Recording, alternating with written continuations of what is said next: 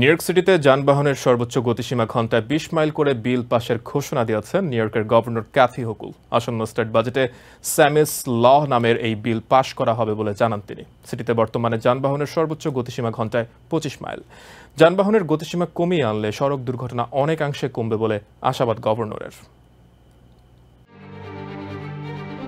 ২০১৩ সালের অক্টোবরে new York সিটির ব্রুকলিনে পিকআপ ভ্যানের ধাক্কায় প্রাণ হারায় ১২ বছর বয়সী স্যামি কোহেন। সিটিতে যানবাহনের সর্বোচ্চ গতিসীমা কমিয়ে আনতে তার নামে স্যামিস ল নামে একটি বিল পাশের পরিকল্পনা করছে নিউ ইয়র্ক।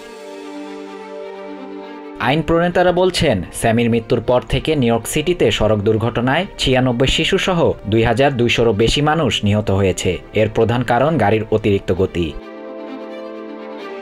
সিটিতে যানবাহনের সর্বোচ্চ গতিসীমা ঘন্টায় ২০ মাইল করে একটি বিল পাশের ঘোষণা দিয়েছেন গভর্নর ক্যাথি হোকুল। বৃহস্পতিবার গভর্নর বলেন, নতুন বাজেটে সিটিতে ঘন্টায় গাড়ির সর্বোচ্চ গতিসীমা ২৫ থেকে কমিয়ে ২০ মাইল করার কথা ভাবা হচ্ছে। For them to channel that pain into advocacy that took such a long time, they never gave up. স্যামিস ল পাশ করতে সম্মত আইন প্রণেতারাও। এই বিলটি পাশের জন্য দীর্ঘদিন ধরে লড়াই করছেন বলে জানিয়েছেন সামাজিক সংগঠন ফ্যামিলিজ ফর সেফ স্ট্রিটসের সহপ্রতিষ্ঠাতা Amy Cohen. I just couldn't be more thrilled.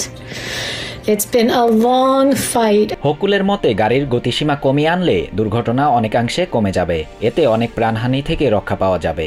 My view is I want to make sure that we acknowledge that. এদিকে অনেক চালক এই বিলের বিরোধিতা করে বলছেন, কিছু এলাকার ক্ষেত্রে এই গতি ঠিক থাকলেও সব জায়গায় ধীর গতিতে গাড়ি চালানো রীতিমতো বিরক্তিকর। Too low as it is. The city is making fits of money. New York City council ও মেয়র এরিক অ্যাডামসও এই বিলের পক্ষে সমর্থন দেবে বলে জানিয়েছেন। Shahriar Shafat, TVN 24 news desk. New York থেকে সম্প্রচারিত TVN 24 টেলিভিশন বিশ্বজুড়ে বাঙালির কণ্ঠস্বর।